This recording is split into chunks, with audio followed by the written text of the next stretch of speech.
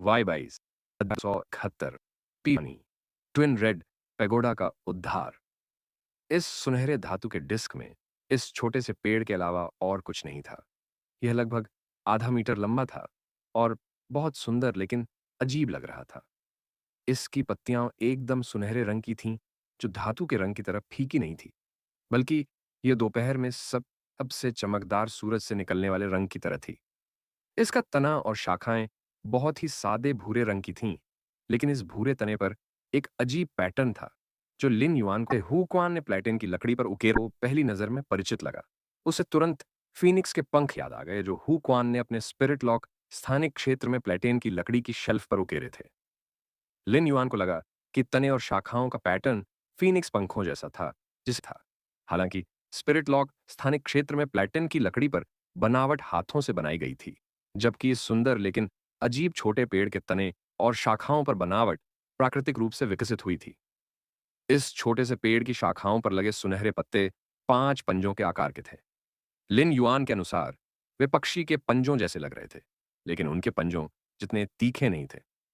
यह आधा मीटर ऊंचा छोटा पेड़ दक्षिण की ओर बढ़ता था और इसकी शाखाएं और पत्तियां एक सुनहरे पक्षी के घोंसले की तरह आपस में जुड़ी हुई थीं।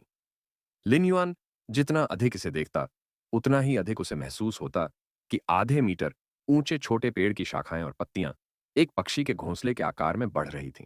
ऐसा लग रहा था कि पत्तियों पर एक पतली फर परत है, जो पवित्र सौंदर्य की भावना के साथ एक नरम चमक उत्सर्जित कर रही थी। तने पर पैटर्न जो फीनिक्स पंखों की तरह था, ट्विन रेड पैगोडा के मुख्य फूल की जड़ों से भारी मात्रा में स्पिरिट क्यू को अवशोषित कर रहा था। यह एक चमकदार सुनहरी चमक के साथ बह रहा था, जो दिव्य और असाधारण लग रहा था। लिन युआन को नहीं पता था कि यह सुंदर और अजीब सा छोटा पेड़ किस प्रकार का था और इसका क्या उपयोग है, लेकिन एक बार जब वह मॉर्बियस को बुलाएगा और इस पर सच्चा डेटा इस्तेमाल करेगा, तो वह जान सकेगा। हालांकि लिन युआन इस छोटे पेड़ को सुनहरी डिस्क से बाहर नहीं बुलाना चाहता था। अगर वह इसे बुलाने का जोखिम उठाता, तो यह छोटा सुनहरा पेड़ सांड में ट्विन रेड पैगोडा के मुख्य फूल की जड़ों से आध्यात्मिक शक्ति को अवशोषित करने में सक्षम नहीं होता। यह संभवतः इस ज्वाला भंवर में ज्वाला ऊर्जा के साथ अप्रत्याशित परिवर्तनों का अनुभव करेगा। ट्विन रेड पैगोडा के सहायक फूल ने उस क्षण जीवन रूप बलि अग्नि उत्पन्न की थी। जब तक ट्विन रेड पैगोडा के मुख्य फूल की जड़ों से छोटे सुनहरे पेड़ की आत्मा क्यूई अवशोषण को काट दिया गया था, तब तक ट्विन रेड पैगोडा का सहायक फूल परिपक्व जीवन रूप बलि अग्नि को महसूस करते ही तुरंत मुरझा जाएगा। यदि सहायक पुष्प मुरझा गया, तो इस ट्विन रेड पैगोडा में केवल एक लगभग मुरझाया हुआ मुख्य पुष्प और एक परिपक्व जीवन रूप बलि अग्नि ही बचेगी।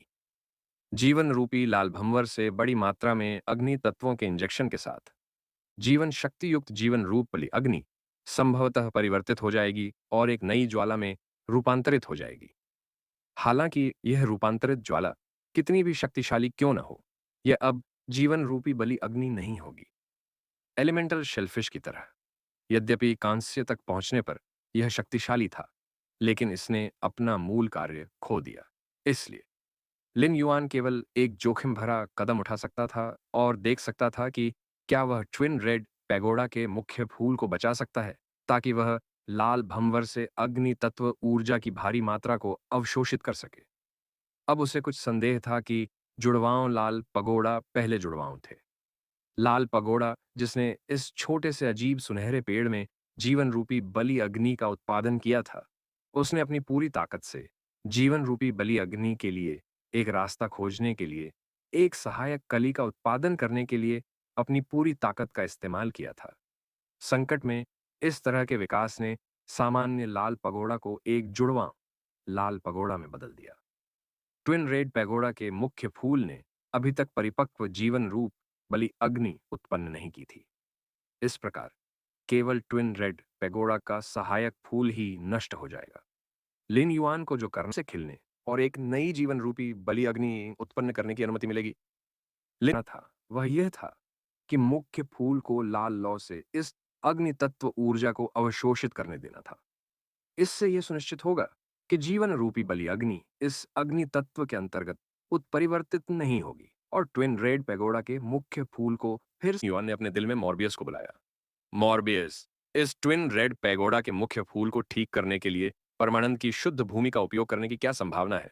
मॉर्बियस की आवाज उसके दिमाग में गूंज रही थी। युआन, इस ट्विन रेड पैगोडा की स्थिति के बारे में,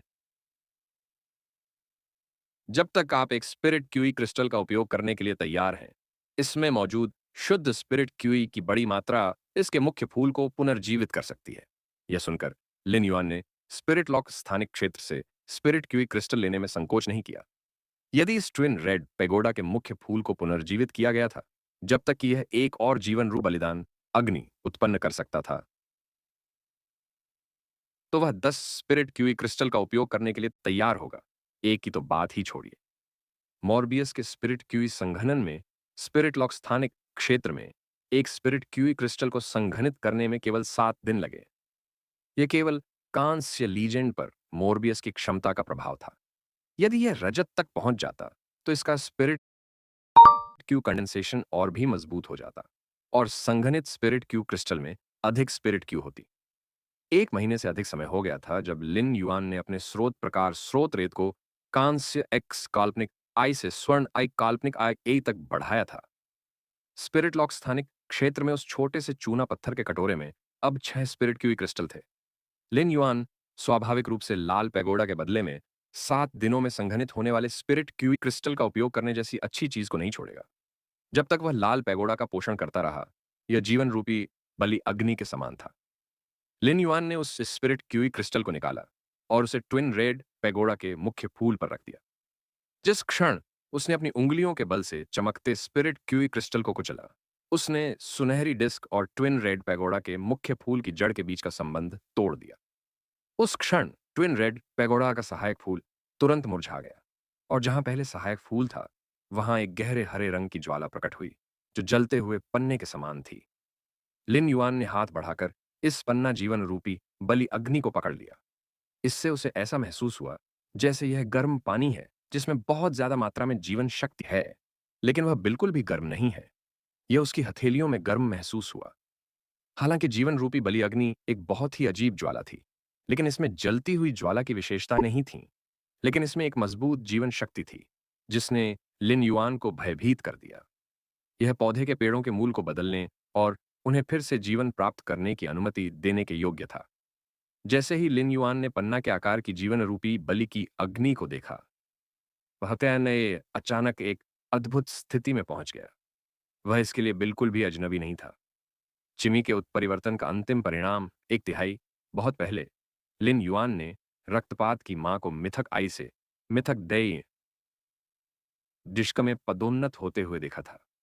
विनाश के बाद जब इसे नया जीवन मिला, तो उसे एक अस्पष्ट अनुभूति हुई। हालांकि वह इस अनुभूति को महसूस कर सकता था, लेकिन वह इसे समझ नहीं पाया। लिन युआन उस समय मौजूद था जब diamond X legend, silver stamina, gold lustre cassia radiant moon palace के प्रवेश द्वार पर सुजरिन तक पहुंचने के लिए एक विल पावर रून को समझ रहा था। ऊर्जा जमा करने के लिए उसने फूलों और हरी पत्तियों को मुरझा दिया था ताकि अगले खिलने का इंतजार किया जा सके। इस तरह के दृश्य ने लिन युआन को उस अस्पष्ट भावना की बेहतर समझ दी थी जिसे वह पहले नहीं समझ पाया था। अब ऐसा लग रहा था कि ट्विन रेड पैगोडा के सहायक फूल ने अपना जीवन अग्नि को पोषित करने में बिताया था। हालांकि सहायक फूल मुरझा गया था, लेकिन जीवन रूपी बलिस अग्नि के माध्यम से उसे नया जीवन मिल गया था। लिन युआन ने केवल यह महसूस किया कि विनाश में एक नए जीवन को पोषित करने की इच्छा शक्ति युक्त एक इच्छा शक्ति ऋण अचानक उसके आध्यात्मिक स्थानिक क्षेत्र में प्रकट हुई। अब उसके आध्यात्मिक स्थानिक क्षेत्र में केवल 2 इच्छा शक्ति ऋण बचे थे। रेडबर्ड सिटी के जिया क्षेत्र के बाहर आयामी दरार के नीचे चरम नरसंहार के दौरान और विनाश के बाद नए जीवन के दौरान उसने उनमें से एक को समझ लिया था। यद्यपि इस इच्छा शक्ति ऋण में एक प्रकार की अंतहीन जीवन शक्ति निहित थी, यह उस इच्छा शक्ति ऋण से भिन्न थी जिसे लिन युआन ने हरी पहाड़ी पर पौधों के पुनरुद्धार को देखकर प्राप्त किया था और जो चमेली लिली के साथ जुड़ गया था। यह इच्छा शक्ति ऋण बहुत खास था। इस तरह के विनाश का मतलब था बुरी तरह घायल होने के बाद अपनी क्षमता को उत्तेजित करना और एक नए जीवन का स्वागत करना। ग्रीन हिल पर पौधों के पुनरुद्धार से उसे जो विल पावर रून प्राप्त हुआ था, वह हीलिंग टाइप फेय के लिए उपयुक्त था। हालांकि यह नया विल पावर रून दे जिसे उसने समझा था, वह लड़ाकू श्रेणी के फेय के लिए उपयुक्त था। वहां पुराने पहाड़ों और नदियों को साफ करने और फिर से लड़ाई शुरू करने की भावना थी। किसी तरह लिन युआन को लगा कि यह नया अधिग्रहित इच्छा शक्ति रून रेड थॉर्न के लिए उस इच्छा शक्ति रून से ज्यादा उपयुक्त था जिसे उसने चरम नरसंहार के दौरान हासिल किया था। उसका बोध बस एक पल में पूरा हो गया। अब तक वह 6 विल पावर रून्स को समझ चुका था। उसने एक जैस्मिन लिली और चिमी को दिया था ताकि वे फैंटेसी ब्रीड्स बन सकें, और 2 अन्य अनुबंधित स्रोत प्रकार सोर्स सैंड को दिए थे। शेष 2 will power rune spirit gather goldfish, blue flash purple butterfly and genius के लिए अनुपयुक्त थे। इसके बजाय वे रेड थॉर्न के लिए उपयुक्त थे। जब रेड थॉर्न एक फैंटेसी ब्रीड बन गया तो उसे ठीक से चुनना था कि कौन सा विल पावर रून इस्तेमाल करना है। जैसे ही लिन युआन ने आत्मा क्यूई क्रिस्टल को कुचल दिया, जिसे उसने ट्विन रेड पैगोडा के मुख्य फूल पर रखा था, मुख्य फूल ने लालच से टूटे हुए आत्मा क्यूई क्रिस्टल से अत्यंत शुद्ध और राजसी आत्मा क्यूई को अवशोषित कर लिया। मुख्य फूल की जलती हुई लाल लौ और उसमें हरे रंग की मंशा का निशान, जो एक बाल से भी पतला था, इस शुद्ध आत्मा क्यूई के इंजेक्शन के तहत धीरे धीरे बढ़ने लगा। उस समय आकाश में लाल भंवर में स्थित अग्नि तत्व ऊर्जा भी दब गई थी। लिन युआन ने ट्विन रेड पेगोडा के बचे हुए मुख्य फूल को इस लाल रंग की ज्वाला भंवर की अग्नि तत्व ऊर्जा का स्वागत करने दिया। उसने देखा कि यह ऐसी राजसी अग्नि तत्व ऊर्जा के पोषण के तहत थोड़ा सा बढ़ता है और यहां तक कि कुछ लाल अंकुर भी उगते हैं। ट्विन रेड पैगोडा के मुख्य फूल की हल्की लाल लौ में हरापन लगातार उछल रहा था, मानो मृत्यु के कगार पर खड़े किसी बूढ़े व्यक्ति में युवावस्था की शक्ति आ गई हो। ट्विन रेड पैगोडा के मुख्य फूल को लाल भंवर में अग्नि तत्व ऊर्जा को पूरी तरह से अवशोषित करने के लिए अभी भी कुछ समय की आवश्यकता होगी। उस समय लिन युआन ने अपना मन शांत किया और उस सुनहरे डिस्क के आकार के स्थानिक उपकरण की जांच की। इसे देखने के बाद वह काफी उत्साहित था। यह स्थानिक उपकरण भविष्य में उसे बहुत सारे प्रयासों से बचा सकता था। लिन युआन को स्पिरिट लॉक स्थानिक क्षेत्र की स्पिरिट क्यूई को फिर से भरने के लिए नियमित रूप से ऊर्जा अयस्कों को स्पिरिट पूल में ले जाना पड़ता था। रेडियंस फेडरेशन के फय स्टोरेज बॉक्स में आध्यात्मिक ऊर्जा इंजेक्ट करके ही वह यह सुनिश्चित कर सकता था कि फय स्टोरेज बॉक्स के अंदर और बाहर का स्थान जुड़ा हुआ था। इसलिए उसे स्पिरिट लॉक स्थानिक क्षेत्र में ऊर्जा अयस्कों को फिर से भरने के लिए बहुत प्रयास करना पड़ा। हालांकि यह स्वर्ण डिस्क के आकार का स्थानिक उपकरण रेडियंस फेडरेशन के फय स्टोरेज बॉक्स से अलग था। यह हमेशा बाहर और अंदर के बीच कनेक्शन की निरंतर स्थिति बनाए रखता था। लिन युआन को बस स्वर्ण डिस्क को ऊर्जा अयस्कों से भरना था और इसे आत्मा पूल के तल पर रखना था।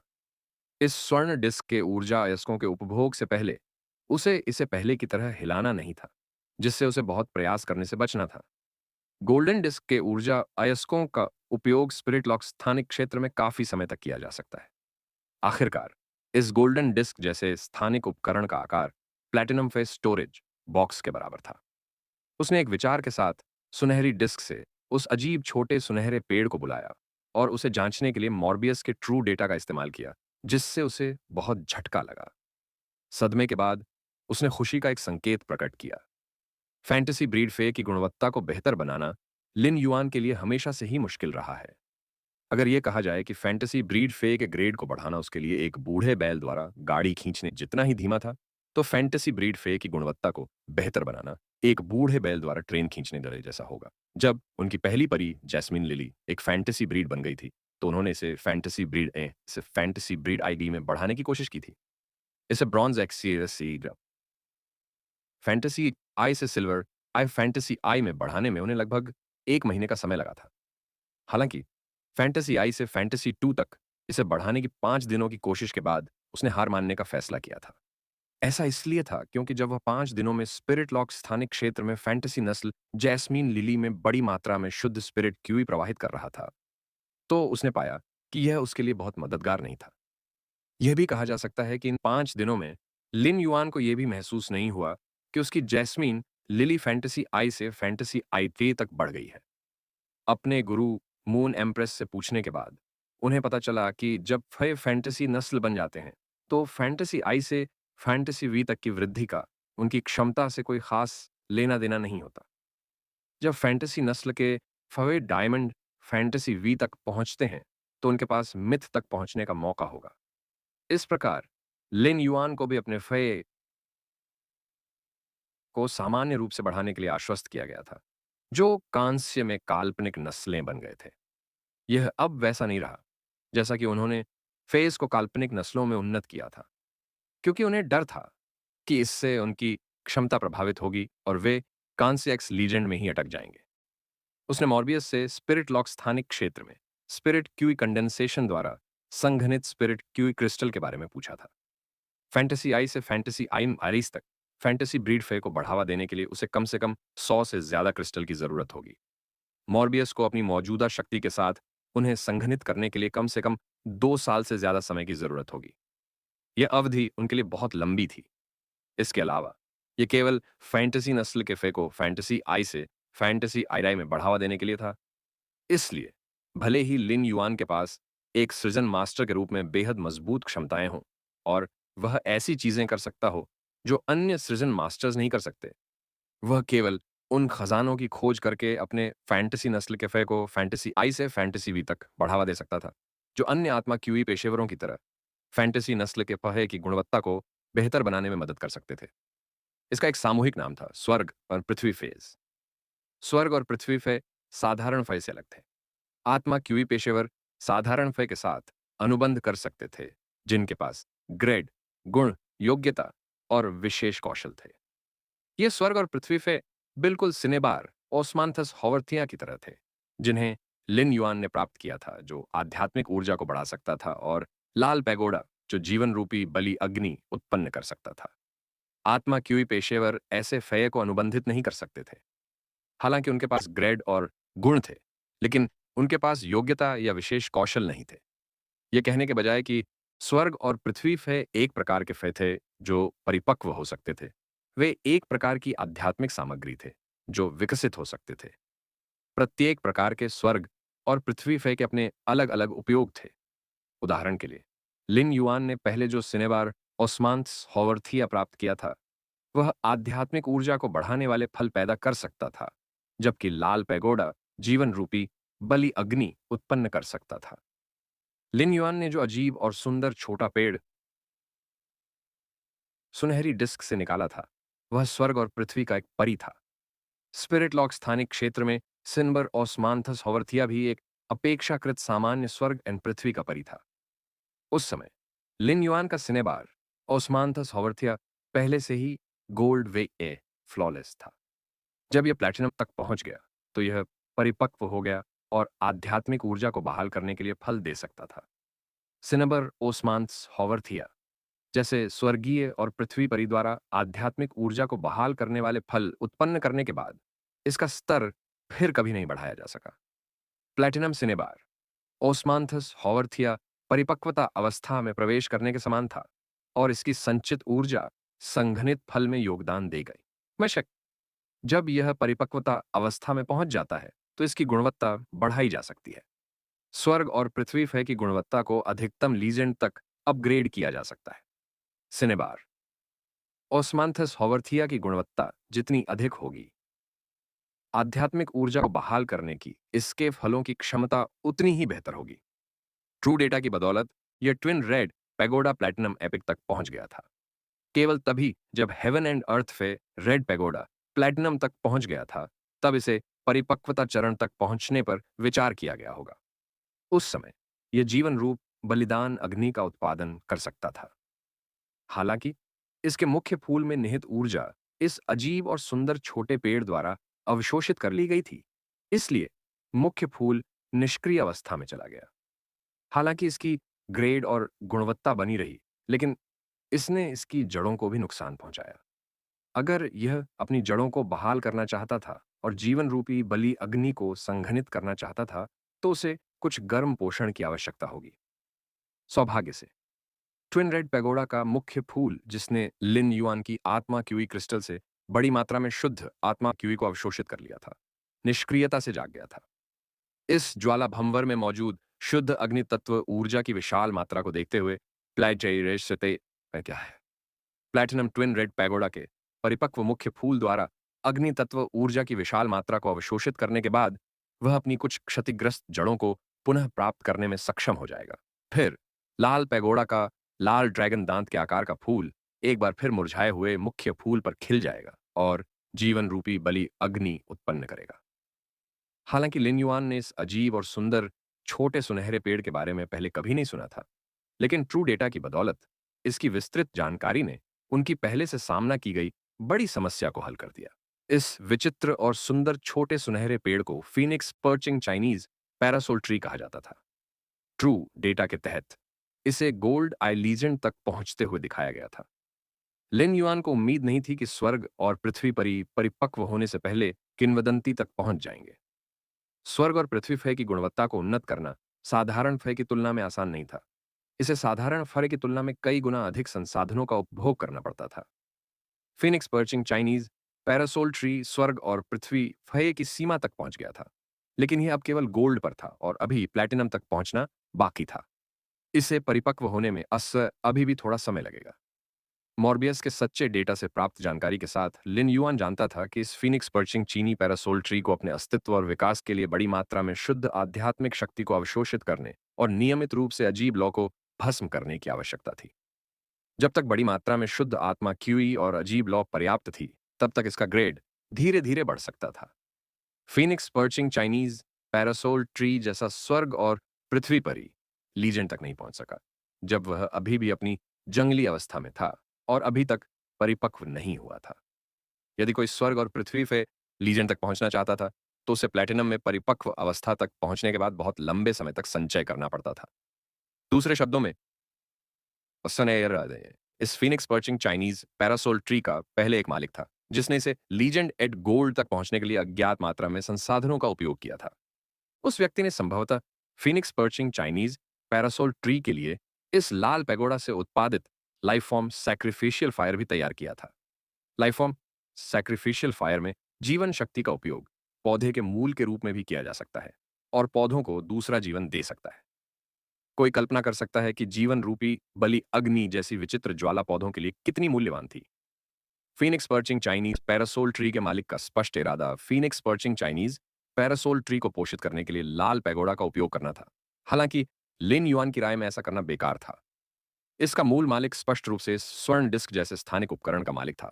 कोई फर्क नहीं पड़ता कि यह व्यक्ति नियंत्रित वर्ग 3 रसातल आयामी दरार के बारे में क्या कर रहा था। लिन युआन इस फीनिक्स पर्चिंग चीनी पैरासोल ट्री का मालिक बन गया था। अध्याय 274 अनुक्रम महावंशः थंडरस्टॉर्म दावत 3 में से 3 Phoenix perching Chinese parasol tree जैसा स्वर्ग और पृथ्वी फेयर सिनेबार ओस्मांथस हॉवरथिया की तरह आध्यात्मिक ऊर्जा को बढ़ाने वाले फल नहीं देगा, न ही यह रेड पैगोडा की तरह जीवन रूपी बलि अग्नि उत्पन्न करेगा। इसने कुछ भी नहीं बनाया, लेकिन यह एवियन फे के रक्त को शुद्ध कर सकता था और उनकी गुणवत्ता बढ़ा सकता था। जब तक एवियन फे Phoenix perching Chinese parasol tree शाखाओं से बने पक्षी के घोंसले पर बैठते थे, तब तक बाद वाला धीरे धीरे अपने शरीर की ऊर्जा उन्हें प्रदान करता था। यह एवियन फे के रक्त को उत्तेजित करने में बहुत प्रभावी था।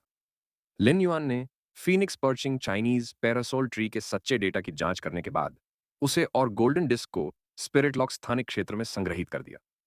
यदि पहले उसका सबसे बड़ा लाभ जीवन रूपी बलि अग्नि था, तो अब उसे महसूस हुआ कि चाहे कितनी भी जीवन रूपी बलि क्यों न हो, उसकी तुलना अपरिपक्व फीनिक्स पर्चिंग चाइनीज पैरासोल वृक्ष से नहीं की जा सकती।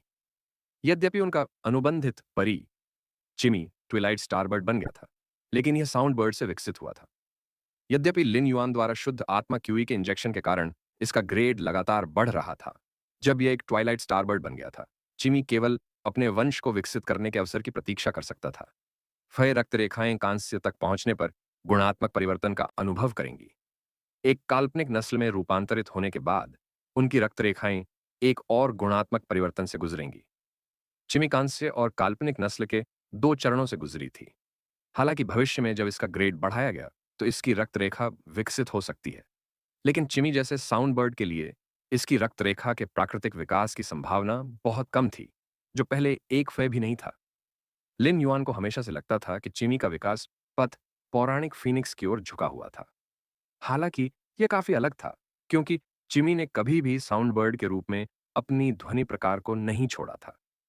इस Phoenix perching Chinese parasol tree के साथ चिमी एक बार फिर साउंड बर्ड के रूप में अपनी अव्यक्त रक्त रेखा का उपयोग कर सकता है। जब फैंटेसी ब्रीड फे फैंटेसी 3 तक पहुंचते हैं, तो उनकी रक्त रेखा को कायापलट का मौका मिलेगा। अगर चिमी फैंटेसी 3 तक पहुंच सकता है और Phoenix perching Chinese parasol tree ने अपनी रक्त रेखा को शुद्ध कर दिया है, तो चिमी के लिए एक और गुणात्मक छलांग लगाने का समय आ जाएगा, जो फैंटेसी ब्रीड बनने से भी ज्यादा बड़ी होगी। उसी समय लिन युआन को अब इस Phoenix perching Chinese parasol tree के साथ चिमी की गुणवत्ता वृद्धि के बारे में चिंता करने की आवश्यकता नहीं थी।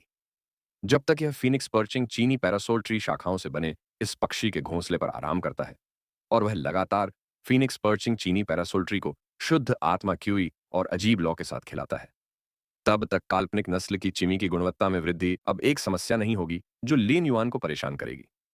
पर्याप्त समय दिए जाने पर चिमी स्वाभाविक रूप से फैंटेसी थेटी या यहां तक कि फैंटेसी वी तक पहुंच जाएगी। वर्तमान में ट्विन रेड पैगोडा के मुख्य फूल ने लाल रंग के भंवर को पूरी तरह से अवशोषित कर लिया था। ट्विन रेड पैगोडा के मुख्य फूल से निकली लाल कली असामान्य रूप से मोटी हो गई थी। अब लिन युआन को लगा कि पंखुड़ी की वृद्धि लगभग सहायक फूल के समान ही हो गई है। मुख्य फूल के शीर्ष पर पत्तियों से घिरी लाल लपटों के बीच जो ज्वलंत हरा प्रकाश पहले एक बाल के रेशे से भी पतला था, वह अब जीवंत नाचती लपटों में बदल गया था। यह हरी लौ भले ही चपलता से भरी हुई थी, लेकिन इसे मजबूत नहीं माना जाता था। आकाश में लाल रंग का भंवर अब पूरी तरह से गायब हो गया था। लिन युआन महसूस कर सकता था कि कई साहसी लोग उस रेत के 1 किलोमीटर के दायरे में थे, जिसे उसके स्रोत प्रकार के स्रोत रेत ने पहाड़ी घाटी में खोदा था और उस पर चढ़ने का रास्ता सोच रहे थे। जैसे ही वह ट्विन रेड पैगोडा को, जो कि ठीक हो गया था, डायमंड फेस स्टोरेज बॉक्स में संग्रहित करने वाला था, गुफा के प्रवेश द्वार पर रेत के कण, जिन्हें लिन युआन ने फेरोमैंगनीज विशेषताओं के साथ जोड़ा था, अचानक किसी चीज से उड़ गए। उसने एक दुबले पतले कांस्य चमड़े वाले युवक को देखा, जिसकी आंखें आड़ू के फूलों जैसी थीं और बाल सपाट थे।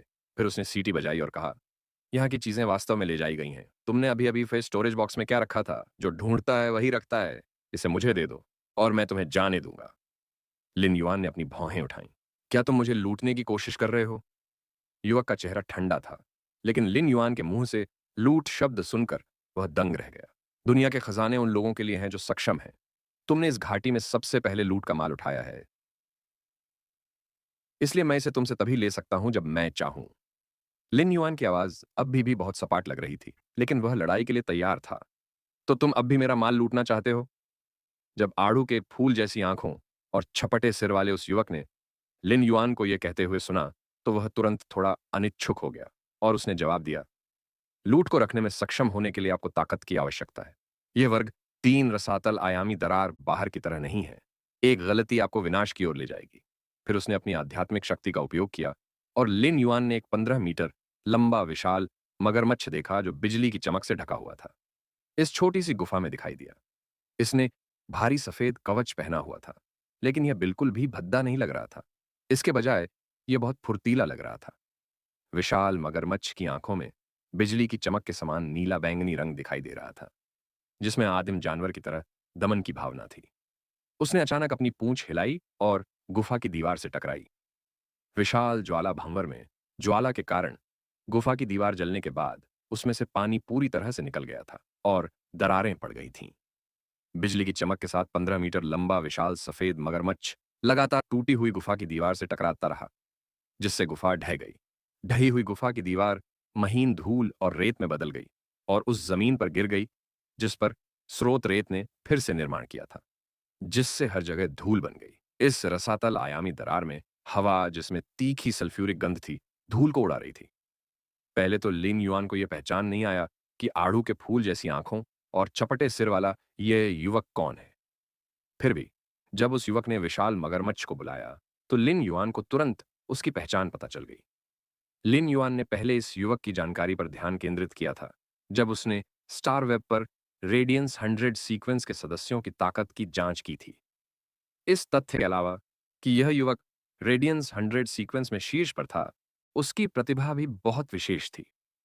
अधिकांश वज्र तत्व वाले परिआक्रमण करने में अच्छे होते हैं, लेकिन मेरे सामने वाले युवक के पास रक्षा प्रकार का वज्र तत्व वाला परी है। प्रकार के थंडर एलिमेंट फे को बहुत अपरंपरागत और आला प्रकार के फे माना जाता था। वे बहुत दुर्लभ थे। एक बहुत ही आम रक्षा प्रकार के थंडर एलिमेंट कांस्य फे की कीमत बेहतर प्रजाति के power offence type thunder element gold फे के बराबर थी। साथ ही रक्षा प्रकार के वज्र तत्व फैये की क्षमताएं और विशिष्ट कौशल ज्यादातर अपरंपरागत थे। हालांकि सामने वाले युवक ने रक्षा प्रकार के वज्र तत्व फाइये का इस्तेमाल किया और रक्षा प्रकार के आत्मा क्यूई पेशेवर के पारंपरिक मार्ग पर चला। वह रेडियंस फेडरेशन में रक्षा प्रकार के आत्मा क्यूई पेशेवरों की युवा पीढ़ी में सबसे ऊपर था।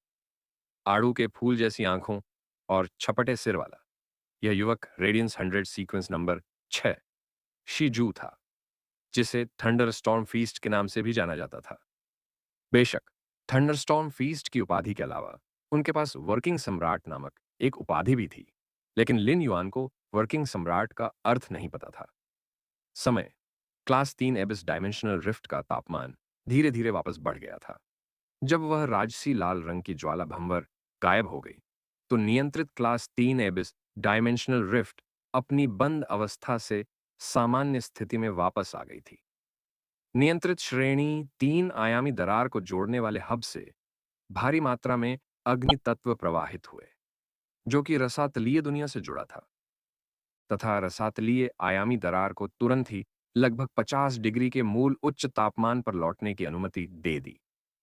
इसका अचानक 20 डिग्री से 50 डिग्री पर वापस आना ठीक वैसा ही था जैसे कोई व्यक्ति बर्फ के पानी से बाहर निकलकर सोना में बंद हो गया हो।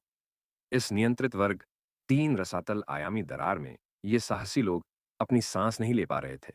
पूरी तरह से ध्वस्त हो चुकी गुफा के बाहर हवा ने धीरे धीरे उड़ती धूल को तितर बितर कर दिया।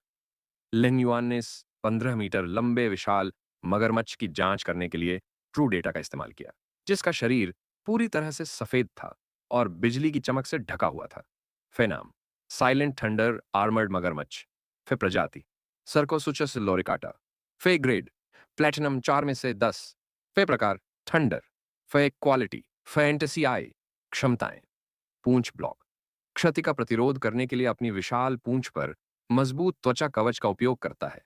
मांसपेशी गड़गड़ाहट ऊर्जा बड़ी मात्रा में गड़गड़ाहट ऊर्जा उत्पन्न करने के लिए अपनी मांसपेशियों के भीतर ऊर्जा को तेजी से जुटाएं। तेज थंडर कवच संरक्षण बाहरी क्षति का प्रतिरोध करने में मदद करने के लिए लक्ष्य के चारों ओर थंडर द्वारा निर्मित कवच सुरक्षा की एक परत का निर्माण करें। थंडर आर्मर बूस्ट रिलीज किए गए रैपिड थंडर आर्मर की कठोरता और क्षति का प्रतिरोध करने की क्षमता को बढ़ाता है।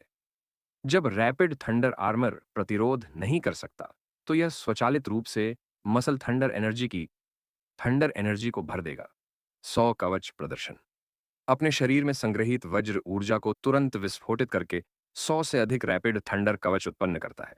साथ ही यह प्रभावी बचाव के लिए रैपिड थंडर कवच में मौजूद वज्र ऊर्जा को आकस्मिक रूप से गतिशील भी कर सकता है। विशिष्ट कौशल पूत थंडर पैटर्न में एक थंडर पैटर्न होता है जो मजबूती को बढ़ा सकता है। जब थंडर पैटर्न टूटता है, तो यह तुरंत बड़ी मात्रा में थंडर ऊर्जा जारी करेगा। सक्रिय वज्रपात जारी की गई गड़गड़ाहट हमेशा सक्रिय रहती है। जब हमला होता है, तो गड़गड़ाहट बाहर की ओर फटती है और हमले का प्रतिकार करती है और ऊर्जा के हिस्से को सक्रिय वज्र ऊर्जा में समाहित कर लेती है। अपने शुद्ध श्वेत शरीर पर बिजली की चमक से ढके इस 15 मीटर लंबे विशालकाय मगरमच्छ का नाम स्टार वेब पर शीजू के विशिष्ट परी के समान ही था, साइलेंट थंडर आर्मर्ड क्रोकोडाइल। पिछले कुछ महीनों में जब उसके पास सृजन मास्टर की क्षमता थी, उसने कुछ रक्षा प्रकार के थंडर तत्व पहे देखे थे, लेकिन उनमें से अधिकांश की योग्यता औसत दर्जे की थी। इस साइलेंट थंडर आर्मर्ड मगरमच्छ को एक तरह के निम्न श्रेणी के रक्षा प्रकार के थंडर तत्व मगरमच्छ फे से विकसित होना चाहिए था। हालांकि लिन युआन को नहीं पता था कि यह किस प्रजाति से विकसित हुआ था। यहां तक कि अगर उसके पास मॉर्बियस का सच्चा डेटा भी होता, तो भी वह यह जांच नहीं कर सकता था कि यह platinum ivy fantasy eye silent thunder armoured मगरमच्छ किस तरह के निम्न श्रेणी के रक्षा प्रकार के थंडर तत्व मगरमच्छ से विकसित हुआ था। उदाहरण के लिए चिमी को ही लें। यहां तक कि कक्षा 5 के सृजन मास्टर जैसे बांस सम्राट, शेफ सुप्रीम और यहां तक कि लिन युआन के गुरु मून एम्प्रेस ने भी व्यक्तिगत रूप से जांच और विश्लेषण किया था। हालांकि वे ये नहीं देख पाए कि सिल्वर आई फैंटेसी आई चाइमी का विकास एक साउंड बर्ड से हुआ था, जिसे परी भी नहीं माना जाता था। इस platinum ivy fantasy eye silent thunder armoured मगरमच्छ का विकास चिमी के समान ही था। इसकी रक्तरेखा पूरी तरह से शुद्ध हो चुकी थी। लिन युआन की राय में चिमी एक फिनिक्स की ओर विकसित हो रहा था और अपने वंश को शुद्ध कर रहा था। जबकि साइलेंट थंडर आर्मर्ड मगरमच्छ एक ड्रैगन की ओर विकसित हो रहा था। यह प्रागैतिहासिक ड्रैगन प्रजातियों की ओर विकसित नहीं हो रहा था, बल्स की बाढ़ ड्रैगन की रक्त रेखा की ओर विकसित हो रहा था, जो प्राचीन ग्रंथों में फीनिक्स के बराबर था। यद्यपि इस साइलेंट थंडर आर्मर्ड मगरमच्छ को एक नज़र में अभी भी मगरमच्छ ही देखा जा सकता था, लेकिन इसका शरीर सामान्य मगरमच्छ जितना फूला हुआ नहीं था। वह आम मगरमच्छ की तरह अपने 4 पैरों से जमीन पर रेंग भी नहीं रहा था, बल्कि उसके आगे के पैर लंबे हो गए थे, बिल्कुल जमीन पर लेटे हुए। एक परी, विशेष रूप से एक दुर्लभ रक्षा प्रकार थंडर तत्व परी, एक बाढ़ ड्रैगन की ओर विकसित होने में सक्षम था, योग्यता के संदर्भ में असीमित संभावनाओं के समान था। हालांकि लिन युआन ने रेडिएंट मून पैलेस में लॉन्ग ताओ के प्लेटिनम एक्स फैंटेसी आइसैक इसके सीकिंग चाक मोसासोरस को देखा था और जानता था कि यह प्लेटिनम चार सर्च फैंटेसी एक साइलेंट थंडर आर्मर्ड मगरमच्छ कभी भी शिजुका सबसे मजबूत परी नहीं होगा। हालांकि यह उनका विशिष्ट परी था, फिर भी केवल इसके आधार पर उन्हें रेडियंस 100 सीक्वेंस में छठा स्थान नहीं दिया जा सकता था। जैसा कि लियू जी ने कहा था, रेडियंस 100 सीक्वेंस के सदस्य छायादार थे। उनके द्वारा प्रकट किए गए अधिकांश फेय वे थे जिनका उपयोग उन्होंने रेडियंस 100 सीक्वेंस की चयन प्रतियोगिता में प्रवेश करते समय किया था। रेडियंस 100 सीक्वेंस द्वारा चयनित होने के बाद उन्होंने कई वर्षों तक अपने विकास को छुपाया था तथा अपनी क्षमताओं को प्रदर्शित करने के लिए सही समय की प्रतीक्षा कर रहे थे। लेकिन लिन युआन को कहना पड़ा कि यह प्लैटिनम चार फैंटेसी एक साइलेंट थंडर आर्मर्ड मगरमच्छ वास्तव में शक्तिशाली था। अधिकांश रक्षा प्रकार के थंडर तत्व फे की क्षमताएं और विशिष्ट कौशल बल्कि अजीब थे, क्योंकि थंडर जैसा तत्व बहुत हिंसक और अत्यधिक आक्रामक था। यह जल और पृथ्वी तत्वों के विपरीत रक्षा के लिए अनुपयुक्त था। साइलेंट थंडर आर्मर्ड क्रोकोडाइल की सामान्य क्षमता टेल ब्लॉक को एक मध्यम क्षमता के रूप में वर्णित किया जा सकता है, जो शक्तिशाली हमलों को प्रभावी ढंग से रोकने में मदद कर सकती है। इसकी शेष क्षमताएं muscle thunder energy, thunder armour boost and 100 armour demonstration वास्तव में इसकी इसकी सिल्वर क्षमता रैपिड थंडर आर्मर प्रोटेक्शन की रक्षा क्षमता को बढ़ा रही थी, जिससे यह अधिक मजबूत और बहुमुखी हो गया। स्नायु थंडर ऊर्जा थंडर तत्वों की मात्रा को प्रभावी रूप से बढ़ा सकती है, जिसे साइलेंट थंडर आर्मर्ड मगरमच्छ नियंत्रित कर सकता है। साइलेंट थंडर आर्मर्ड मगरमच्छ जैसे 15 मीटर लंबे आदिम जानवर के शरीर में बहुत अधिक ऊर्जा होती है। मसल थंडर एनर्जी के आधार पर यह अपने शरीर में मौजूद ऊर्जा को तेजी से बड़ी मात्रा में थंडर एलिमेंट में बदल सकता है। Thunder armour boost silent thunder armoured crocodile के रैपिड थंडर आर्मर प्रोटेक्शन द्वारा निर्मित कवच की ताकत को बनाए रख सकता है। इसके लिए वह थंडर एलिमेंट ऊर्जा का उपभोग कर सकता है, जिसे वह नियंत्रित कर सकता है। दूसरे शब्दों में, रैपिड थंडर आर्मर प्रोटेक्शन द्वारा निर्मित कवच तब तक नहीं टूटेगा जब तक कि उसके नियंत्रण में थंडर तत्व की एक बूंद भी न हो। 100 आर्मर डेमोन्स्ट्रेशन ने रैपिड थंडर आर्मर प्रोटेक्शन को एकल लक्ष्य सुरक्षा से बहुलक्ष्य सुरक्षा में बदल दिया और यहां तक कि थंडर तत्वों के उपयोग की दक्षता को भी काफी हद तक बढ़ा दिया। यह थंडर आर्मर के वज्र तत्वों को एक बिंदु में संघनित कर सकता है और क्षति का प्रतिरोध करने के लिए वज्र तत्वों के उच्च घनत्व का उपयोग कर सकता है। यह कहा जा सकता है कि प्लैटिनम चार फैंटेसी एक साइलेंट थंडर आर्मर्ड क्रोकोडाइल की क्षमताओं के आधार पर इसे शीर्ष रक्षा प्रकार का फी माना जाना पर्याप्त था।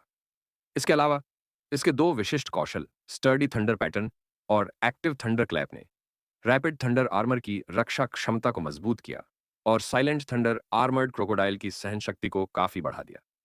अपने विशिष्ट कौशल स्टर्डी थंडर पैटर्न द्वारा निर्मित थंडर पैटर्न के टूटने से उत्पन्न होने वाली बड़ी मात्रा में थंडर ऊर्जा रैपिड थंडर थंडर आर्मर की खपत को तुरंत पूरा कर सकती है। साइलेंट थंडर आर्मर्ड क्रोकोडाइल का दूसरा विशिष्ट कौशल एक्टिव थंडर क्लैप थंडर तत्वों की आक्रमण विशेषताओं का प्रत्यक्ष अनुप्रयोग था।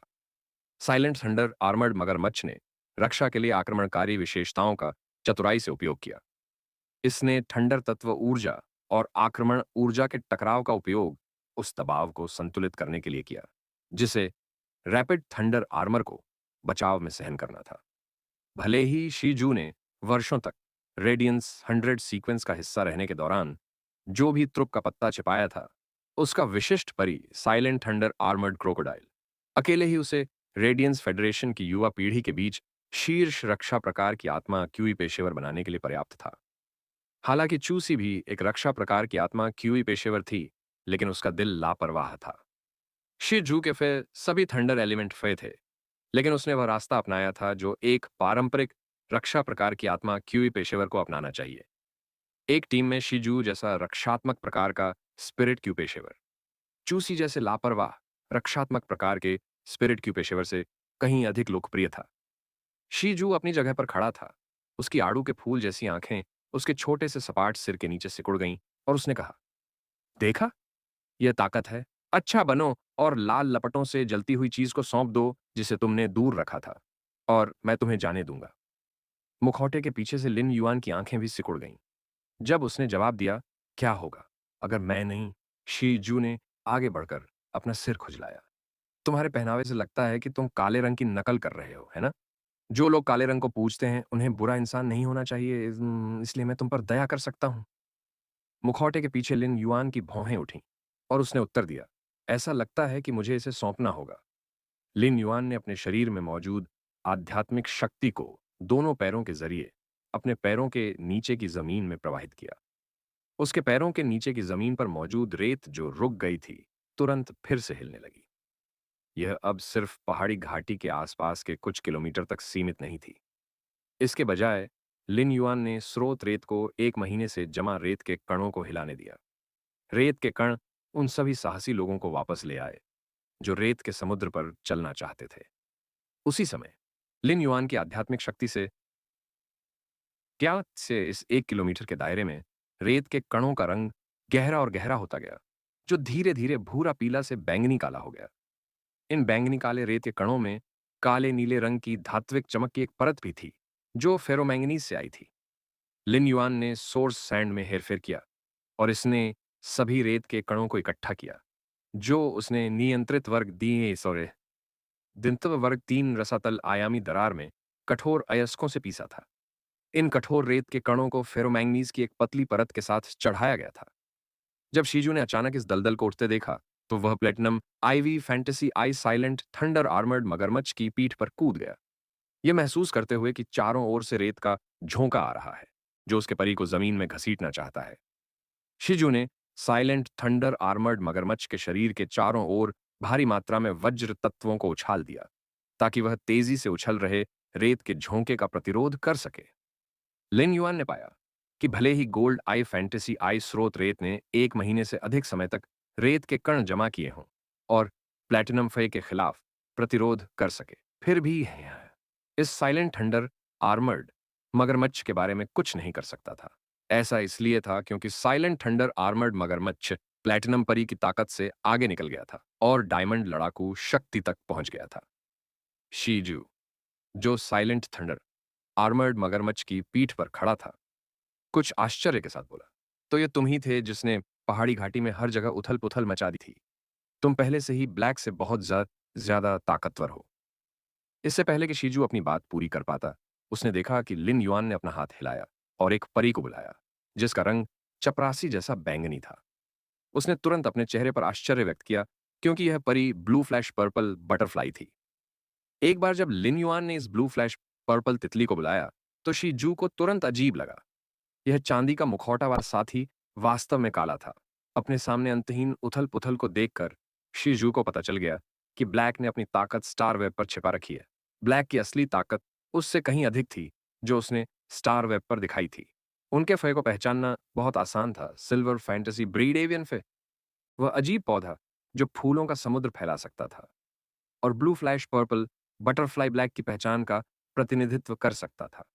ये फे वर्तमान में ज्यादा फे में से ब्लैक के लिए अद्वितीय थे।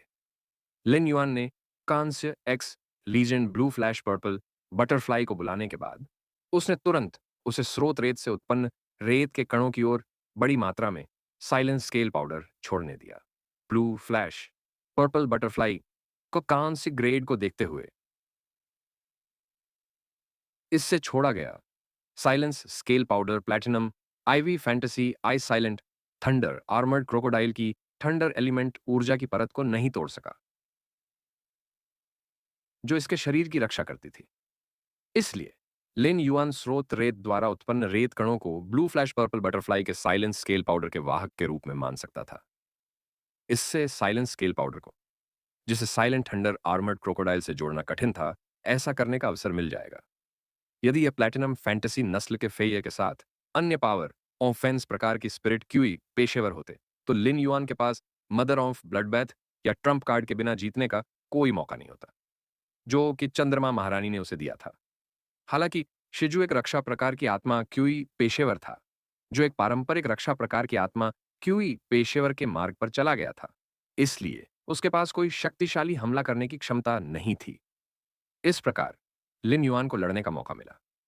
ठीक उसी समय शीजू ने अपना हाथ हिलाया और कहा, अब और लड़ाई नहीं। मैं शीजू अपने ही किसी के खिलाफ कोई कदम नहीं उठाऊंगा। रेडियंस 100 सीक्वेंस नंबर 6 के रूप में शीजू को रेडियंस 100 सीक्वेंस का शीर्ष उच्च रैंकिंग सदस्य माना जाता था। रेडियंस 100 सीक्वेंस ने रेडियंस फेडरेशन की युवा पीढ़ी के शीर्ष विशेषज्ञों की महिमा को बरकरार रखा। मिलस्टोन टाउन के बाहर ब्लैक की लड़ाई उसे रेडियंस फेडरेशन का हीरो कहलाने के लिए पर्याप्त थी। इस प्रकार शीजू खजाने के कारण कभी भी ब्लैक पर हमला नहीं करेगा। उसे शायद दूसरे साहसी लोगों को यह बताने में कोई आपत्ति न हो कि खजाना किसी योग्य व्यक्ति का है। हालांकि चमक में विश्वास ने हमेशा शीजू को चमक की ओर जाने का विकल्प दिया था। वास्तव में यह रेडियंस 100 की युवा पीढ़ी का विश्वास और पसंद भी था कि रेडियंस फेडरेशन लगातार मजबूत होता गया, जिससे वह इस विशाल विश्व मानचित्र में शीर्ष शक्ति बन गया। एकता स्वयं उज्ज्वल प्रकाश से चमक उठी। उस समय लिन युआन को अचानक एहसास हुआ कि उसके चारों ओर का स्थान अंधकारमय हो गया है, और उसने एक मध्यम आयु वर्ग के व्यक्ति को देखा जो बहुत अजीब था। यह अधेड़ उम्र का आदमी उसे गुस्से से देख रहा था, जैसे उसने अभी अभी अपना होमवर्क पूरा किया हो, लेकिन वह टुकड़ों में फटा हुआ हो। लिन युआन, जो जीनियस का मुखौटा पहने हुए था, उसे थोड़ा बहुत एहसास हो गया कि यह अधेड़ उम्र का आदमी गुस्से से कांप रहा था। जैसे ही उसने उस अधेड़ उम्र के आदमी को देखा, वह तुरंत सावधान हो गया। भले ही लिन युआन को उस मध्यम आयु वर्ग के व्यक्ति की उपस्थिति का कोई आभास नहीं था, लेकिन उसका आकार पूरी तरह से उस मध्यम आयु वर्ग के व्यक्ति से मेल खाता था, जो नियंत्रित वर्ग इनन वर्ग 3 रसातल आयामी दरार के प्रवेश द्वार पर उसे आंक रहा था। अचानक लिन युआन ने एक हिंसक ऊर्जा उतार चढ़ाव महसूस किया। अब उसके लिए अपनी पीठ पर 4 पंखों को संघनित करना बहुत देर हो चुकी थी। उसके पास केवल अपने शरीर के सामने आधे पंख को संघनित करने का समय था, जिसमें गोल्ड डे और नाइट स्पिरिट सिल्वर द्वारा परिवर्तित पंख थे, और इस आधे पंख में आध्यात्मिक शक्ति इंजेक्ट की गई थी। अचानक हिंसक ऊर्जा में उतार चढ़ाव की उपस्थिति ने उसे एक घातक खतरे का एहसास कराया। जब वह अपने हाथ में लाल क्रिस्टल मकड़ी को कुचलने के लिए तैयार था, जिसे रक्तबीज की मां ने उसे दिया था, तो नीले वज्र कवच की एक परत ने उसे ढह। इस वज्र कवच में मगरमच्छ की खाल के कवच का अनोखा पैटर्न था। ऐसा लग रहा था जैसे शिजू ने किसी और परी को बुला लिया हो। दमनकारी गड़गड़ाहट की ऊर्जा एक अति सुंदर पत्ते के टुकड़े में संघनित हो गई, मानो उसे तीव्र वज्र कवच के बाहर वज्र द्वारा तराशा गया हो। लिन युआन ने केवल एक काली ऊर्जा किरण को पत्ते के इस टुकड़े पर टकराते हुए देखा। इस पत्ते की सतह पर बिजली की गड़गड़ाहट हिंसक रूप से टिमटिमा रही थी। जब पत्ता गायब होने वाला था, तो वह काली ऊर्जा किरण भी गायब हो गई। उस समय लिन युआन ने उस मध्यम आयु वर्ग के व्यक्ति पर एक तीखी नजर डाली, जो दलदल पर कदम रख रहा था। भले ही लिन युआन ने आधे पंख से बने पंख ढाल को संघनित किया हो, बड़ी मात्रा में ऊर्जा को प्रवाहित किया हो, और दिन और रात की आत्मा चांदी की प्रभाव शक्ति को पूरी तरह से प्रदर्शित किया हो, लेकिन अगर वह रक्तबीज की मां द्वारा दिए गए लाल क्रिस्टल मखड़ी को नहीं कुचलता, तो वह निश्चित रूप से गंभीर रूप से घायल हो जाता। यह देखकर कि उसका हमला विफल हो गया है, कौवा खून उगलना चाहता था। सुजरेन मिथ ब्रीड फे बनने के बाद क्रो को ऐसा नुकसान कब हुआ था? कौवे को फीनिक्स पर्चिंग चाइनीज पैरासोल वृक्ष को परिपक्व अवस्था तक पहुंचने से पहले लीजेंड तक बढ़ाने के लिए काफी प्रयास करने पड़े। क्रो कई सालों से सुजरेन मिथ तुम फे के रूप में अटका हुआ था और आगे नहीं बढ़ सका। Phoenix perching Chinese parasol tree ही उसकी वंशावली को शुद्ध करने और मिथ ताई तक पहुंचने की एकमात्र उम्मीद थी। फेन पर्चिंग चाइनीज पैरासोल टट्टनकन ट्री जैसा एक स्वर्ग और पृथ्वी पे गोल्ड में लीजेंड तक पहुंच गया था, क्योंकि क्रो ने बहुत सारे संसाधनों का निवेश किया था, और यहां तक कि इसे खिलाने के लिए अपने सुजरेन मिथ आईआई के खून का भी इस्तेमाल किया।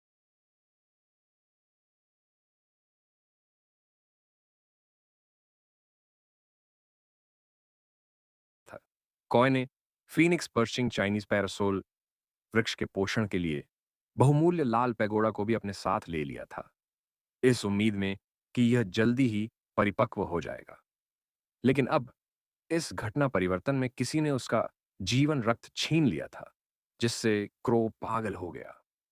चूंकि कौवा हमेशा फिनिक्स पर्चिंग चाइनीज पैरासोल वृक्ष को खिलाने के लिए अपने ही खून का इस्तेमाल करता था, इसलिए फिनिक्स पर्चिंग चाइनीज पैरासोल वृक्ष की आभा में कौए के खून की गंध थी। यही कारण था कि जिस क्षण कौवा ने लिन युआन को देखा, उसने एक चाल चली और यहां तक कि अपनी ताकत का 10% भी इस्तेमाल किया, क्योंकि लिन युआन का शरीर Phoenix perching Chinese parasol tree पर कौवे के खून की गंध से दूषित हो गया था। क्रो का शरीर हजारों किलोमीटर दूर तट पर था, जो लॉर्ड सेवेंथ पेजवार द्वारा सौंपा गया कार्य पूरा कर रहा था।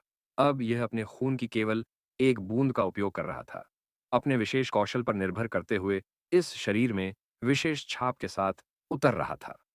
इसलिए क्रो की वर्तमान ताकत अब केवल डायमंड वी फ्लॉलेस पर ही बरकरार रखी जा सकती थी। उसके दिल में नफरत इतनी तेजी से जल रही थी कि वह खुद को जलाकर राख कर देगा। अगर क्रो को सबसे ज्यादा नफरत किसी से थी, तो वह निस्संदेह लिन युआन था। लेकिन अगर कोई ऐसा था जिससे वह दूसरे नंबर पर सबसे ज्यादा नफरत करता था, तो वह शी जू नहीं था, जिसने लिन युआन को हमले को रोकने में मदद की थी, बल्कि चेंग वू था। यदि चेंग वू द्वारा प्रशिक्षित यह मूर्ख व्यक्ति न होता, जो केवल निरीक्षण करना जानता था और रिपोर्ट नहीं करना जानता था, मानो वह चिंता और व्यामोह से ग्रस्त था। और यदि वह जान सकता कि घटनाओं में परिवर्तन होगा, चाहे वह कितनी भी दूर क्यों न हो, तो वह स्वर्णिम डिस्क में स्थित Phoenix perching Chinese parasol tree और लाल पैगोडा को तुरंत हटा लेता। यदि क्रो ने रॉयल कैपिटल के बाहर नियंत्रित वर्ग 3 के रसातल आयामी दरार को अपनी योजना में अंतिम पड़ाव के रूप में नहीं माना होता और इसमें मौजूद अग्नि तत्वों की भारी मात्रा का उपयोग लाल पैगोडा के लिए गर्म पोषण प्रदान करने के लिए नहीं किया होता, ताकि वह फीनिक्स पर्चिंग चीनी छत्र वृक्ष के लिए जीवन रूपी बलि की अग्नि का उत्पादन कर सके और उसे जल्दी से खा सके, तो क्रो फीनिक्स पर्चिंग चीनी छत्र वृक्ष जैसी महत्वपूर्ण चीज को अपने पास से जाने नहीं देता। हालांकि कौवा खुद को असहाय महसूस कर रहा था। उसका शरीर ऊपर नहीं आ पा रहा था और उसके विशेष कौशल से बना उसका अवतार बहुत कमजोर था। कौवा जब इस बारे में सोच रहा था, तो उसने अपने हाथ ऊपर उठाए और खुद को थप्पड़ मारा। उसे दर्द तो हुआ, लेकिन खुशी भी हुई। यदि इस शरीर की आत्मा कौवे के अवतार के अवतरित होने के बाद लुप्त नहीं हुई होती, तो यह वास्तव में मूल आत्मा को खोजकर पूछना चाहती कि रेडियंस 100 सीक्वेंस के लोग इस नियंत्रित वर्ग 3 के रसातल आयामी दरार में क्यों प्रकट हुए, फिर भी आपने मुझे सूचित नहीं किया। शिजू चिल्लाया, तुम कौन हो? तुम्हारी हिम्मत कैसे हुई ऐसा करने की? जैसे ही कौवे ने यह सुना, वह इतना क्रोधित हुआ कि उसने कौवे जैसी अजीब सी कांव कांव निकाली। कौवा जवाब में गाली देना चाहता था। क्या कह रहे हो तुम? अगर मेरी लाश यहां होती तो मैं तुम सबको मार डालता। हल्के नीले रंग के पैटर्न वाली एक गहरे नीले रंग की विशालकाय स्टिंगरे को उड़ते हुए देखकर क्रो ने लिन युआन को घूर कर देखा। इससे पहले कि वह काली धुंध में बदल जाए, वह दूर भाग गई। लिन युआन ने लाल क्रिस्टल मकड़ी पर अपनी पकड़ ढीली कर दी, जिसे उसने अपनी हथेलियों में कसकर पकड़ रखा था। उसने अपना सिर घुमाया और शीजू की तरफ देखा, जिसने हंसते हुए उसे अंगूठा दिखाया और फिर कहा, मेरे पास मजबूत बचाव है ना? लिन युआन ने अपने दिल में शीजू को नोट कर लिया। रेडियंस 100 सीक्वेंस के सदस्य के रूप में शीजू उस समय जो कुछ भी पकड़े हुए था, उसे छीनना चाहता था। उसने हार मानने के बारे में नहीं सोचा था, लेकिन अंत तक विरोध करने का इरादा किया था। अभी अभी हुए उस हमले से पहले, जो घातक नहीं था लेकिन उसे गंभीर रूप से घायल करने या मौत के कगार पर पहुंचाने के लिए पर्याप्त था, शी जू ने उसके लिए हमले को रोक दिया था। वह अनुग्रह था। शी जू के सामने बिजली के आकार का पत्ता स्पष्ट रूप से ऐसा कुछ नहीं था जो प्लैटिनम चौथी फैंटेसी एक साइलेंट थंडर आर्मर्ड मगरमच्छ कर सकता था। लिन युआन ने वज्र तत्व ऊर्जा के बारे में सोचा, जिसमें बहुत अधिक दमन था और वज्र द्वारा संघनित पत्ती। यह अज्ञात रक्षा प्रकार वज्र तत्व पौधा शीजू का तोरुप का पत्ता होना चाहिए। लिन युआन ने अब शक्तिशाली रेडियंस 100 सीक्वेंस नंबर 6 किम को अपना तोरुप का पत्ता दिखाते हुए देखा था। वह अपने और रेडियंस 100 की शीर्ष लड़ाकू शक्ति के बीच के अंतर को जानता था। जब तक उसके पास प्लैटिनम फैंटेसी ब्रीड फरे नहीं था, वह रेडियंस 100 सीक्वेंस में शीर्ष पर नहीं पहुंच सकता था। उसके प्लैटिनम फैंटेसी ब्रीड फेयर के लिए फैंटेसी 1 तक पहुंचना ही पर्याप्त नहीं था। उसे कम से कम फैंटेसी 3 तक पहुंचना था। तभी हल्के नीले रंग के पैटर्न वाली वह गहरे नीले रंग की विशालकाय स्टिंगरे पास से उड़ी। अचानक उसके ऊपर से एक लड़की की आश्चर्य भरी चीख निकली।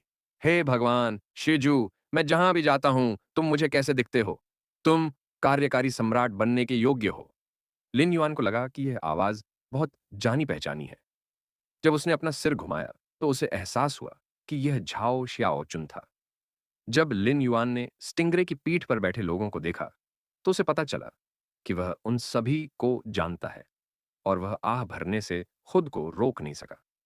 रॉयल कैपिटल के बाहर नियंत्रित क्लास 3 एबिस आयामी दरार वास्तव में अजीब थी। इसने वास्तव में रेडियंस 100 सीक्वेंस के 4 सदस्यों को इकट्ठा किया था। रेडियंस 100 सीक्वेंस नंबर 3 ओवरफ्लोइंग सी लॉन्ग ताओ, radiance 100 sequence number 6 thunderstorm feast शिजू, radiance 100 sequence number 21 food hater जाओ शियाओचुन, रेडियंस 100 सीक्वेंस नंबर 43 रैपिड्स फेंग डुओ डुओ। लियू जी ने उसे बताया था कि झाओ शियाओचुन का प्रारंभिक शीर्षक क्रिटिकल नीडल गर्ल था, लेकिन बाद में जब झाओ शियाओचुन ने रेडियंस सेक्रेड हॉल में लगभग 100 बार आवेदन किया तो रेडियंस सेक्रेड हॉल ने असहाय होकर उसका आधिकारिक शीर्षक बदलकर फूड हेटर रख दिया। जब शी जू ने झाओ शियाओचुन की आवाज सुनी तो उसकी आंखें तुरंत लाल हो गईं और उसने उसे घूरते हुए चिल्लाया, झाओ शियाओचुन, तुमने मुझे कार्यकारी सम्राट कहने की हिम्मत कैसे की? अगर तुम नहीं होते तो मुझे यह कैसे कहा जाता? झाओ शियाओचुन हल्के नीले रंग के पैटर्न वाली विशाल स्टिंगरे की पीठ पर खड़ी थी। जब उसने शीजू की बातें सुनी तो उसने तुरंत अपनी आंखें घुमाई और कहा, शीजू, आपके 5 चेन रेस्तरां के दिवालिया होने का मुझसे क्या संबंध है? जब भी मैं आपके स्टोर पर जाती हूं तो मैं एक खर्चीला ग्राहक होती हूं। झाओ शियाओचुन ने कुछ नहीं कहा तो कोई बात नहीं, लेकिन एक बार जब उसने कुछ कहा तो शीजू की आंखें लाल हो गईं। झाओ शियाओचुन, मेरा नाम शीजू है, शीजू नहीं। शीजू केवल अपनी प्रतिभा के कारण ही रक्षा प्रकार थंडर प्रकार के फय को अनुबंधित करने में सक्षम था। रक्षा प्रकार थंडर प्रकार के फय की दुर्लभता और ऐसे फय को पालने की महंगी लागत के कारण शिजू के पास हमेशा संसाधनों की कमी रहती थी। इतने सालों तक रेडियंस 100 सीक्वेंस में रहने के बाद ट्रम्प कार्ड को पोषित करने के लिए शीजू ने जो संसाधन निवेश किए थे उन्हें एक तरफ रखते हुए उसने अपने प्लैटिनम 4 फैंटेसी एक साइलेंट थंडर आर्ड क्रोकोडाइल को पोषित करने के लिए अनगिनत रेडियंस डॉलर खर्च किए थे। आखिरकार इसने फ्लड ड्रैगन ब्लड लाइन को सक्रिय कर दिया था। में और शीजू को यह सुनिश्चित करना था कि फ्लड ड्रैगन ब्लड लाइन लगातार सक्रिय रहे। दरअसल कई सालों तक रेडियंस 100 सीक्वेंस के सदस्य रहने के दौरान शीजू ने काफी अतिरिक्त पैसा कमाया था। शीजू ने सारा अतिरिक्त पैसा चेन रेस्तरां में निवेश पर लगा दिया था। रेडियंस फेडरेशन में एक रेस्तरां खोलते समय जब तक रेस्तरां की सामग्री में कई किस्में होती थीं और खाद्य सामग्री का ग्रेड अपेक्षाकृत उच्च होता था, तब तक कोई चिंता नहीं थी कि वे नहीं बिकेंगे। शिजू मूल रूप से इन 5 चेन रेस्तराओं को ठीक से चलाना चाहता था और अपने फेय को पालने के लिए पर्याप्त संसाधन अर्जित करना चाहता था। वास्तव में शिजू ने रेडियंस फेडरेशन के सबसे प्रसिद्ध स्पिरिट फूड पैवेलियन से एक अनुभवी मैनेजर को लुभाने के लिए बहुत सारा पैसा खर्च किया था। सब कुछ अच्छी तरह से तैयार किया गया था, लेकिन शीजू की गलती यह थी कि उसने अपने रेस्तरां को बुफे मॉडल पर सेट किया था। इसके अलावा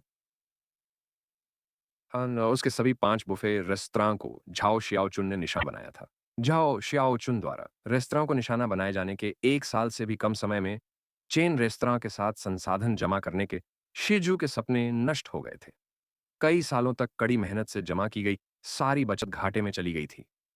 शी को अब अपने परियों को विकसित करने के लिए आवश्यक सभी आध्यात्मिक तत्वों और संसाधनों की समस्या का सामना करना पड़ा। उसके पास अपने दांत पीसने और एक कार्यकारी सम्राट बनने के अलावा कोई विकल्प नहीं था, जहां उसे एक व्यक्ति के रूप में 10 काम करने पड़ते। शिजू इस नियंत्रित वर्ग 3 रसातल आयामी दरार पर इसलिए था क्योंकि वह एस टूर्नामेंट की शुरुआत से पहले अधिक संसाधनों को इकट्ठा करने के लिए खाली समय लेना चाहता था। शिजू इतना गुस्से में था कि उसे लगभग हिचकी आने लगी।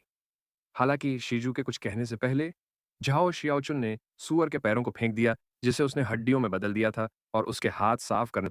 शीजू, मैं अभी जो सुअर के पैर चबा रहा हूं वह तुम्हारे स्टोर के सिल्वर टेंडन थई ब्लैक पिग के सुअर के पैरों जितना अच्छा नहीं है। तुम्हारे स्टोर की ग्रिल्ड ओशन फिश भी खराब नहीं है। बोलते समय झाओ शियाओचुन अपने होंठ चाट रही थी। यह पता नहीं था कि उसे पहले सुअर के मांस का स्वाद आ रहा था या शिजू के स्टोर से लाए गए खाने की वजह से। चेन होंगफेंग और फेंग डुओ दुओ ने एक दूसरे को देखा और फिर शीजू की ओर सहानुभूति भरी नजर से देखा। शीजू वास्तव में एक दयनीय आदमी है। शीजी शीजू इतना गुस्से में था कि वह साइलेंट थंडर आर्मर्ड मगरमच्छ की बख्तरबंद पीठ पर थपथपा रहा था, और मगरमच्छ की पीठ से थप थप की आवाज निकल रही थी। साइलेंट थंडर आर्मर्ड मगरमच्छ को लगा कि उसका मालिक उसके साथ खेल रहा है, इसलिए उसने संतुष्ट होकर अपना सिर झुकाया और एक आरामदायक आवाज निकाली। हालांकि शिशजू के हाथ में दर्द महसूस हो रहा था क्योंकि वह थपथपा रहा था। फिर उसने पीड़ा के साथ कहा, झाओ श्याओचुन, अगर तुम नहीं होते तो मेरे 5 चेन रेस्तरां से कमाए गए पैसे हर दिन एक कांस्य महाकाव्य फल खरीदने के लिए पर्याप्त होते। झाओ श्याओ ने राटा लिया और फैंग डुओडुओ और चेन होंग फेंग को अपने पास खींच लिया। तुम दोनों उसे जगाने के लिए थोड़ा पेशाब कर लो। अगर तुम्हें मधुमेह है तो यहां मत आना। उसे मीठे व्यंजनों का स्वाद मत चखने दो। झाओ शियाचुन के शब्दों से तुरंत लिन युआन, शिजू, लोंगताओ, फांग डुओडुओ और चेन होंगफेंग के चेहरे पर ठंडे पसीने की बूंदें लुढ़क गईं। क्या ये वे शब्द हैं जो एक महिला को सार्वजनिक रूप से बोलने चाहिए? लोंगताओ ने अनजाने में अपना माथा पकड़ लिया और अपनी कनपटियां रगड़ने लगा क्योंकि उसे फिर से अपने सिर में दर्द महसूस हुआ। लॉन्ग ताओ को वाकई लगा कि जब भी फेंक डुओ डुओ जाओ शियाओचुन से झगड़ा करता है तो उसे हमेशा उसकी आलोचना करनी चाहिए। झाओ शियाओचुन के वर्तमान प्रदर्शन को देखने के बाद लॉन्ग ताओ को लगा कि उसने अतीत में फेंक डुओ डुओ के साथ वास्तव में गलत किया था। झाओ शियाओचुन एक ऐसी व्यक्ति थी जो चाहे किसी के भी साथ हो शांत नहीं रह पाती थी। हालांकि लॉन्ग ताओ की नजर अब लिन युआन पर टिकी हुई थी। हो सकता है कि बाद में उसने पहले ही ब्रॉन्जा X legend blue flash purple butterfly वापस ले ली हो, लेकिन लॉन्ग ताओ ने लिन युआन की फीकी आभा को पहचानने के लिए बस एक नजर डाली। लिन युआन से निकलने वाली आभा ब्लैक से निकलने वाली आभा से बहुत मिलती जुलती थी, जिसे लॉन्ग ताओ ने स्टार वेब पर देखा था। हालांकि आज नहीं मान सके पाई, लॉन्ग ताओ ने इसे ध्यान से देखने के बाद थोड़ा अंतर महसूस किया। स्टार वेब पर ब्लैक ने एक अलग और मितभाषी भावना दी, लेकिन लॉन्ग ताओ को ब्लैक से लगातार एक परिचित युवा भावना महसूस हुई। अब जब लॉन्ग ताओ व्यक्तिगत रूप से ब्लैक से मिला तो वह परिचित युवा भावना और भी तीव्र हो गई। हालांकि स्टार वेब पर अलगाव की भावना अब खत्म हो गई थी और इसकी जगह एक दृढ़ और उदासीन भावना ने ले ली थी। जैसे जैसे लॉन्ग ताओ ब्लैक पर ज्यादा ध्यान देता गया, उसे लगा कि ब्लैक उसे ज्यादा अपनापन का एहसास दे रहा है। दुर्भाग्य से लॉन्ग ताओ को याद नहीं आ रहा था कि यह जाना पहचाना एहसास कहां से आया था। लॉन्ग ताओ प्लैटिनम आई फैंटेसी आइड रैपिड फियर से कूद गया और लीन युआन के सामने चला गया। मैं ड्रैगन गेट गिल्ड क्लब की एस टूर्नामेंट मुख्य टीम का टीम लीडर लॉन्ग ताओ हूं। एस टूर्नामेंट की ट्रांसफर अवधि समाप्त होने में 3 दिन से भी कम समय बचा है। हमारे ड्रैगन गेट गिल्ड क्लब की मुख्य टीम में अभी भी एक सदस्य की कमी है। मुझे आश्चर्य है कि क्या आप ड्रैगन गेट गिल्ड क्लब की मुख्य टीम में शामिल होने के लिए तैयार हैं। इससे पहले कि लिन युआन कुछ प्रतिक्रिया दे पाता, शीजू को लॉन्ग ताओ की बातों से आश्चर्य हुआ। इस तथ्य को अलग रखते हुए कि लॉन्ग ताओ रेडियंस 100 के सीक्वेंस नंबर 3 में था। ड्रैगन गेट गिल्ड क्लब के एस टूर्नामेंट के मुख्य टीम लीडर के रूप में उसकी स्थिति पहले से ही इतनी प्रतिष्ठित थी कि लॉन्ग ताओ बिना सोचे समझे ऐसी बातें नहीं कर सकता था। गिल्ड अलायंस का एस टूर्नामेंट शुरू होने वाला था तो कोई भी अभी भी दूसरों को अपनी टीम में कैसे आमंत्रित कर सकता था। ऐसा लग रहा था कि ड्रैगन गेट गिल्ड क्लब में अभी भी मुख्य टीम के सदस्य की कमी थी। शिजू सिर्फ एस टूर्नामेंट के मुख्य टीम सदस्य ही नहीं थे, वे राइन गिल्ड क्लब का हिस्सा थे, जिसने पिछले साल एस टूर्नामेंट में चैंपियन का ताज हासिल किया था। राइन गिल्ड क्लब भी इस साल सभी गिल्ड क्लब पे है क्या गिल्ड क्लबों में शीर्ष पर रहा। शिजू ने इस साल के एस टूर्नामेंट के दौरान हमेशा ड्रैगन गेट गिल्ड क्लब को अपनी टीम का सबसे मजबूत दुश्मन माना था, लेकिन ऐसा लग रहा था कि ड्रैगन गेट गिल्ड क्लब इस वर्ष भी राइन गिल्ड क्लब के साथ प्रतिस्पर्धा करने में असमर्थ है। चाहे वह लॉन्ग ताओ हो, झाओ शियाओ चुन हो, फेंग डुओ हो या एक अन्य मुख्य टीम सदस्य जो यहां नहीं था, वे सभी रेडियंस 100 सीक्वेंस का हिस्सा थे। ड्रैगन गेट गिल्ड क्लब की मुख्य टीम के सदस्यों का संयोजन बहुत शानदार था, और अगर वे एक और रेडियंस 100 सीक्वेंस सदस्य को शामिल करते, तो उन्हें एक ऑल स्टार टीम माना जाता। ड्रैगन गेट गिल्ड क्लब के मुख्य टीम के सदस्यों में जबरदस्त व्यक्तिगत ताकत थी, लेकिन 4 power offence type spirit QE professionals 4 लापरवाह सदस्यों के समान ही होंगे। धीरज को बनाए रखने के लिए किसी भी सपोर्ट टाइप, डिफेंस टाइप और healing type spirit QE professionals के बिना, फिर चाहे टीम का हर सदस्य कितना भी शक्तिशाली क्यों ना हो, इस टूर्नामेंट की टीम लड़ाई में खड़े रहना असंभव था। रेडियंस फेडरेशन का इस टूर्नामेंट कभी भी व्यक्तिगत खेल नहीं रहा। जब लिन युआन ने लॉन्ग ताओ के अचानक प्रस्ताव को सुना, तो वह चौंक गया। फिर वह बुदबुदाने लगा। उसने उसका नाम शिजू से बदलकर शिझू रख दिया, जिसका मतलब है मरा हुआ सुअर। लिन युआन ने कुछ देर तक बुदबुदाया, फिर धीरे से अपना सिर हिलाया और कहा, मेरी किसी गिल्ड क्लब में शामिल होने की है। लिन युआन बहुत स्पष्टवादी था और किसी भी आमंत्रण को अस्वीकार करने में संकोच नहीं करता था। आखिरकार लिन युआन के दिल में पहले से ही गिल्ड क्लबों के संबंध में योजनाएं थीं। लॉन्ग ताओ के चेहरे पर निराशा के भाव थे, लेकिन वह निराश नहीं था। इसके बजाय उसने मुस्कुराते हुए अपना हाथ आगे बढ़ाया। मेरा नाम लॉन्ग ताओ है, चलो दोस्त बने। लिन युआन के इस कथन से कि मेरी किसी गिल्ड क्लब में शामिल होने की कोई योजना नहीं है, लॉन्ग ताओ को समझ में आ गया कि लिन युआन भविष्य में अपना स्वयं का गिल्ड क्लब बनाने की योजना बना रहा था। यह कहना गलत होगा कि जब लॉन्ग ताओ को रिजेक्ट किया गया, तो वह निराश नहीं हुआ, लेकिन यह निराशा की शुरुआत में थोड़ी सी झलक थी। आखिरकार लॉन्ग ताओ 1 या 2 दिन से ज्यादा समय से सिल्वर मास्क वाले ब्लैक की तलाश कर रहा था। जिस क्षण लॉन्ग ताओ ने ब्लैक को अपना साथी बनाना चाहा, तब से उसका विचार कभी नहीं बदला। जब लॉन्ग ताओ को ब्लैक की योजनाओं के बारे में पता चला, तो उसे लगा कि ब्लैक कुछ साल पहले जैसा ही है। जब लॉन्ग ताओ ने यह किया था, उसने अकेले ही ड्रैगन गेट गिल्ड क्लब बनाया था, लेकिन लॉन्ग ताओ का मानना था कि अगर वह ब्लैक की उम्र का होता और उसे शीर्ष 3 ए लेवल गिल्ड क्लब से निमंत्रण मिलता, तो भले ही वह अस्वीकार करने वाला होता, लेकिन वह इतनी शांति से अस्वीकार नहीं कर पाता। ये पता नहीं क्यों लॉन्ग ताओ को अचानक ऐसा महसूस हुआ कि उसे एक सच्चा दोस्त मिल गया है। हालांकि भले ही black dragon gate guild club में शामिल न होने वाला हो, फिर भी लॉन्ग ताओ के पास इस साल के एस टूर्नामेंट के लिए अपना आत्मविश्वास और ट्रम्प कार्ड था। आखिरकार लॉन्ग ताओ को कभी भी दूसरों पर दांव लगाना पसंद नहीं था। अगर वह ऐसा व्यक्ति होता, तो वह रेडियंस फेडरेशन सीक्वेंस नंबर 3 की स्थिति में मजबूती से नहीं बैठ पाता। अन्यथा ड्रैगन गेट गिल्ड क्लब शीर्ष 3 ए स्तर गिल्ड क्लबों में शामिल होने का परिणाम प्राप्त करने में सक्षम नहीं हो पाता। लिन युआन ने देखा कि लॉन्ग ताओ ने अपना हाथ बढ़ाया, जबकि मुखौटे के पीछे उसके चेहरे पर धूप जैसी मुस्कान थी। लिन युआन ने फिर लॉन्ग ताओ से हाथ मिलाने के लिए अपना हाथ बढ़ाया। लॉन्ग ताओ ने चांदी के मुखौटे वाले युवक को देखा और उसकी प्रशंसा की। रेत की इस घाटी को देखते हुए मुझे पता है कि मुझे रेडियंस 100 सीक्वेंस में शामिल होने के लिए आपको अग्रिम बधाई देनी चाहिए। लॉन्ग ताओ के शब्दों ने लिन युआन को चौंका दिया। वह 1 महीने से ज्यादा समय से प्रशिक्षण ले रहा था। सेलेस्टियल सीढ़ी पर उसकी उपलब्धियों के कारण उसकी आभासी छवि बनाई जानी चाहिए थी। रेडियंस 100 चयन में उसके शामिल होने की खबर रेडियंस सेक्रेड हॉल द्वारा घोषित की जानी चाहिए थी। लिन युआन को तुरंत तियान निंगिंग की याद आ गई। वह लिन युआन की एक्सक्लूसिव रिपोर्टर थी, लेकिन लिन युआन हमेशा उसे ऐसी जानकारी पहले से बताना भूल जाती थी। जब लिन युआन ने तियान निंगिंग के साथ एक्सक्लूसिव रिपोर्टर कॉन्ट्रैक्ट साइन किया था, तो उसमें लिखा था कि उसे हमेशा महत्वपूर्ण खबरों के बारे में तियान निंगिंग को पहले से सूचित करना चाहिए।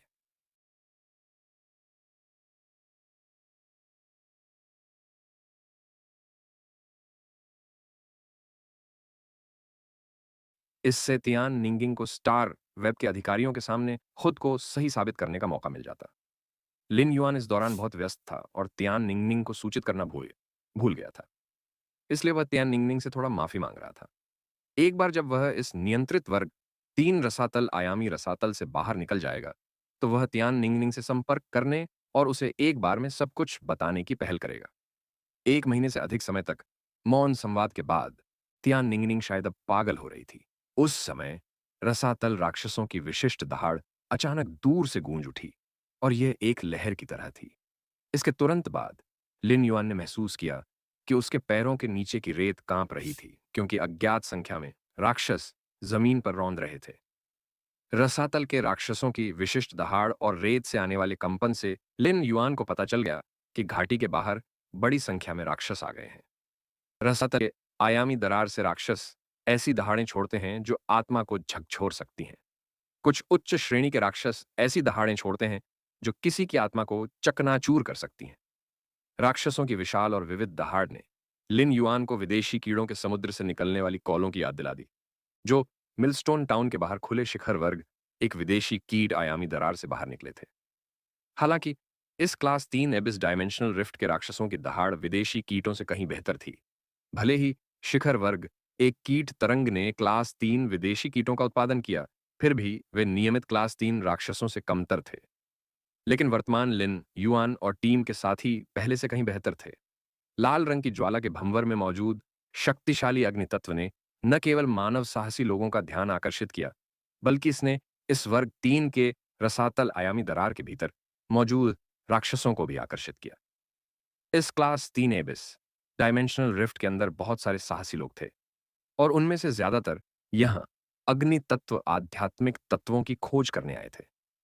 फिर भी उनमें से कई राक्षसों की हत्या को अपनी आय का मुख्य स्रोत मानते थे। इस अवधि के दौरान शिजू, जिसे कार्यकारी सम्राट के रूप में भी जाना जाता है, लिन युआन और ड्रैगन गेट गिल्ड क्लब के सदस्य इस रसातल आयामी दरार के भीतर प्रशिक्षण ले रहे थे। इसने सीधे उच्च श्रेणी के राक्षसों में महत्वपूर्ण कमी ला दी। अब स्थिति को देखते हुए ऐसा लग रहा था कि यह नियंत्रित वर्ग 3 रसातल आयामी दरार अभी भी कहीं रसातल दुनिया से जुड़ी हुई थी, और राक्षस अभी भी अंदर उमड़ रहे थे। अधिकांश राक्षस शायद अब घाटी के बाहर एकत्र हो गए थे। रसातल राक्षसों के पास अपनी ताकत बढ़ाने के लिए कुल 2 तरीके थे। पहली विधि थी अपने शरीर के जटिल आनुवंशिक मॉडल पर निर्भर रहना और लड़ाई के दौरान लगातार शत्रु का मांस खाना या अन्य राक्षसों के शवों का सेवन करना। दूसरी विधि थी अग्नि तत्वीय आध्यात्मिक अवयवों को भस्म करना तथा रसातल आयामी दरार के भीतर विशाल अग्नि तत्वीय ऊर्जा को भस्म करना, जिससे उनकी युद्ध शक्ति में वृद्धि हो सके। रसातल आयाम दरार रसातल दुनिया से जुड़ी हुई थी, जो अग्नि तत्व ऊर्जा से भरी हुई थी। इसलिए अधिकांश राक्षसों के पास अग्नि तत्व ही उनका मुख्य तत्व था। यह कल्पना की जा सकती थी कि पहले की विशाल ज्वाला भंवर इन रसातल राक्षसों के लिए अत्यधिक आकर्षण का केंद्र रही होगी। जब लिन युआन, लोंग ताओ, शिजू, फांग डुओ, झाओ शियाओचुन और चेन होंगफेंग घाटी के प्रवेश द्वार पर पहुंचे, तो उन्होंने महसूस किया कि वे राक्षसों से घिरे हुए थे जो क्षितिज तक फैले हुए थे। जो साहसी लोग मूलतः प्रवेश द्वार पर थे, वे पहले ही घाटी के अंदर पहुंच चुके थे।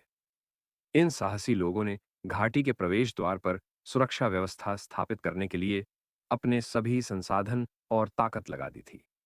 जो मोटा आदमी पहले सामान बेच रहा था, वह अब अपने संसाधनों को मुफ्त में बांट रहा था। अस्थायी दस्ता गठन। यह देखकर लॉन्ग ताओ ने लिन युआन की ओर देखा और कहा, भले ही आप ड्रैगन गेट गिल्ड क्लब में शामिल न हो, हम इस कठिन समय से निपटने के लिए एक अस्थायी दस्ता बना सकते हैं। लिन युआन के सिर हिलाने के बाद लॉन्ग ताओ ने शीजू की ओर रुख किया और कहा, एक पल में फेंग दुओ जाओ शियाओचुन और मैं मोर्चे पर मुख्य हमलावर होंगे और आप हमारी मदद करेंगे। शीजू ने लॉन्ग ताओ को कुछ नाखुश नजर से देखा। क्या तुम्हें मुझे यह बताना जरूरी है? लिन युआन की आंखों में तीव्र युद्ध की भावना उभरी। राक्षसों का एक बड़ा हिस्सा कक्षा 2 के थे, लेकिन उनमें से कई कक्षा 3 के राक्षस और यहां तक कि कक्षा 4 के राक्षस भी थे। रसातल आयामी दरार में राक्षसों ने जीतने के लिए कभी भी अपनी संख्या पर भरोसा नहीं किया था कि अपनी खत पर। इसलिए रसातल आयामी दरार में जीवित रहने वाले प्रत्येक राक्षस को एक कुलीन इकाई माना जाता था। अगर लिन युआन इस समय पूरी तरह से अपनी ताकत पर निर्भर होता, तो वह इन राक्षसों के बारे में कुछ नहीं कर सकता था। लेकिन लॉन्ग ताओ, फेंग डुओडुओ और जाओ शियाओचुन के साथ, जो power offence type radiance 100 sequence के सदस्य थे, इन क्लास 3 से क्लास 4 राक्षसों को होने वाला नुकसान काफी बड़ा होगा। इस प्रकार लिन युआन ने हमला करने का रास्ता अपनाने का इरादा नहीं किया। एक उपचार प्रकार और सहायता प्रकार के आत्मा क्यूई पेशेवर के रूप में ने वह हमेशा आउटपुट के प्रति जुनूनी था, क्योंकि यह उसे खतरनाक स्थितियों का सामना करने में खुद का बचाव करने के लिए एक आधार प्रदान कर सकता था। वह अपना जीवन अपने हाथों में रख सकता था। लेकिन इस विशाल युद्ध में लिन युआन, जो लगभग सर्वांगीण आत्मा क्यूई पेशेवर था, स्वाभाविक रूप से स्थिति के अनुसार युद्ध में अपनी स्थिति निर्धारित करेगा। उस समय लॉन्ग दाओ ने अंतहीन राक्षसों को देखा और उसकी अभिव्यक्ति तो बदल गई, क्योंकि उसने लिन युआन से कहा, जब बाद में लड़ाई शुरू होती है तो क्या आपका क्विकसैंड राक्षसों के मांस को रेत में डुबोने की कोशिश कर सकता है? राक्षसों के समुद्र के बीच भक्षण करने वाले राक्षसों के कई दस्ते हैं। जब लड़ाई शुरू होती है, अगर इन राक्षसों के पास भारी मात्रा में राक्षसी मांस होता है तो वे एक बहुत बड़ा खतरा बन जाएंगे। लिन युआन स्वाभाविक रूप से भक्षक राक्षसों के बारे में जानता था। वे एक तरह के वर्ग 3 के राक्षस थे और उसी वर्ग के राक्षसों में कमजोर माने जाते थे। कुछ ही समय में वे अन्य राक्षसों का मांस खाकर अपनी युद्ध शक्ति बढ़ा सकते थे। हालांकि उनकी युद्ध शक्ति बहुत कम समय के लिए बढ़ जाती थी, लेकिन इतने सारे राक्षसों के मारे जाने के बाद भक्षक दानव बहुत सारे राक्षसों का मांस खा जाते थे। इस प्रकार उनके द्वारा उत्पन्न खतरा कक्षा 5 के राक्षसों जैसा था, जो डायमंड फय के बराबर थे। जब लिन युआन ने लांग ताओ के शब्द सुने तो उसने लाल कांटे को बुलाया, जो पहले से भी बड़ा हो गया था। इसका त्याग करने वाला मुंह भी बड़ा हो गया था और 12 विशाल मुंहों के बाहर के दांत भी तेज हो गए थे। जैसे जैसे विशाल मुंह चबाता, रेड थॉर्न की पाचन क्षमता बहुत बढ़ जाती। रेड थॉर्न के ऑर्टेड की बेलें भी पहले की तरह पतली नहीं रहीं, बल्कि नुकीली और मोटी हो गईं। बाल रामेट के माध्यम से फूलों के समुद्र को फैलाकर युद्ध करने का चयन करने के बाद रेड थॉर्न के ऑर्टेड की हमले की दूरी को बढ़ाने की कोई आवश्यकता नहीं थी। रेड थॉर्न द्वारा उत्पादित बाल रामेट और रामेट उसके सबसे तेज पंजे थे। इसलिए रेड थॉर्न ने अपने ऑर्टेड की लड़ाकू शक्ति को 3 मीटर के भीतर संकुचित कर दिया और उसे पहले की तुलना में अधिक शक्तिशाली बना दिया। आयामी जीवन रूपों के मांस को खाने की प्रक्रिया में रेड थॉर्न की बुद्धि भी धीरे धीरे बढ़ गई थी। अब इस तरह के विकास में उसका अपना स्वार्थ था। रेड थॉर्न लिन युआन द्वारा दिए गए विकास पथ के अनुसार विकसित हो रहा था और इसकी कमजोर बुद्धि भी उम्मीद करती थी कि वह लिन युआन की बेहतर ढंग से रक्षा कर सके। लाल कांटे को बुलाए जाने के बाद उसकी चिकनी कांटों रहित बेल लिन युआन की कलाई के चारों ओर लिपट गई और उसने उस पर अपना स्नेह और निर्भरता व्यक्त की। एसिड कोरोजन रानी मधुमक्खी भी रेड थॉर्न के त्याग के मुंह से बाहर निकली और लिन युआन की कलाई के चारों ओर लिपटी हुई बेल पर उतरी और उत्सुकता से कूद पड़ी। उसने ऐसा व्यवहार किया मानो वह रेड थॉर्न के प्रति अनुग्रह पाने का प्रयास कर रहा था, लेकिन उसने उसे बेरहमी से चिकनी बेल से नीचे गिरा दिया। हालांकि एसिड कोरोजन क्वीन मधुमक्खी ने अभी भी उसके चारों ओर अपना शिष्टाचार दिखाया। यह वास्तव में चाटुकारिता का एक सच्चा प्रतिबिंब था। 1 महीने में रेड थॉर्न ने बहुत सारे राक्षसों का मांस खा लिया था, जिसके कारण वह उसमें मौजूद जलन पैदा करने वाली अम्लता के प्रति लगभग पूरी तरह से प्रतिरक्षित हो गया था। साथ ही इसमें दानव ज्वाला में मुरझाने वाली विशेषताओं के प्रति कुछ प्रतिरोध भी था। इसके बच्चे रामेट्स और रामेट्स ने भी ऑनरटेट के गुण विरासत में पाए थे। राक्षसों का मांस रेड थॉर्न के लिए अपनी ताकत बढ़ाने के लिए सबसे अच्छा पोषक तत्व था। पिच मिलस्टोन टाउन के बाहर उस शिखर वर्ग एक आयामी दरार के कीट ज्वार ने उसे महाकाव्य तक आगे बढ़ने की अनुमति दी थी। पत्ती के आकार के डायमंड फे भंडारण बॉक्स में संग्रहित आयामी जीवन रूपों के मांस की तरह उन मृतकों और जो अभी अभी मरे थे कि मांस ऊर्जा पूरी तरह से अतुलनीय थी। इन आयामी जीवन रूपों की मांस ऊर्जा जो अभी अभी मरी थी, रेड थॉर्न को शीघ्रता से विकसित होने और उसकी गुणवत्ता में सुधार करने में मदद कर सकती थी। लॉन्ग ताओ के शब्दों को सुनकर लिन युआन ने शांति से कहा, बस इन मृत राक्षसों का मांस मेरे लिए छोड़ दो। जब लॉन्ग ताओ ने उसकी बातें सुनी और उसे उस अजीब पौधे परी को बुलाते देखा, तो वह आश्चर्यचकित हुए बिना नहीं रह सका। यह आम बात थी कि ये राक्षस पौधे परी को नींद करते थे। हालांकि बल्कि कि ब्लैक वास्तव में इस अजीब पौधे का उपयोग उन मृत राक्षसों के मांस को खाने के लिए करना चाहता था। इस तथ्य के अलावा कि राक्षस के मांस में मौजूद जलन पैदा करने वाले गुण पौधों को नुकसान पहुंचा सकते हैं, क्या यह अजीब पौधा युद्ध शुरू होने के बाद सचमुच इतनी बड़ी मात्रा में राक्षस के मांस को खा सकता है? राक्षसों के समुद्र के सबसे आगे कुछ शीर्ष श्रेणी 3 राक्षस खड़े थे। लिन युआन ने पाया कि शिखर वर्ग 4 के अधिकांश दानव हॉर्न दानवों के आनुवंशिक मॉडल से विकसित हुए थे। इन दानवों की उपस्थिति में कुछ अंतर थे, जिससे पता चला कि हॉर्न दानवों का मॉडल वर्ग 2 से वर्ग 4 में विकसित होने के दौरान विचलित हो गया था। फिर भी इन विचलनों ने इन शिखर वर्ग 4 के दानवों को अपने हमले के तरीके रखने की अनुमति दी। जैसे ही ये राक्षस दहाड़ने लगे, राक्षसों की विशाल सेना पहाड़ी घाटी में मानव साहसी लोगों की ओर इस प्रकार दौड़ी, मानो उन्होंने कोई आदेश सुन लिया हो।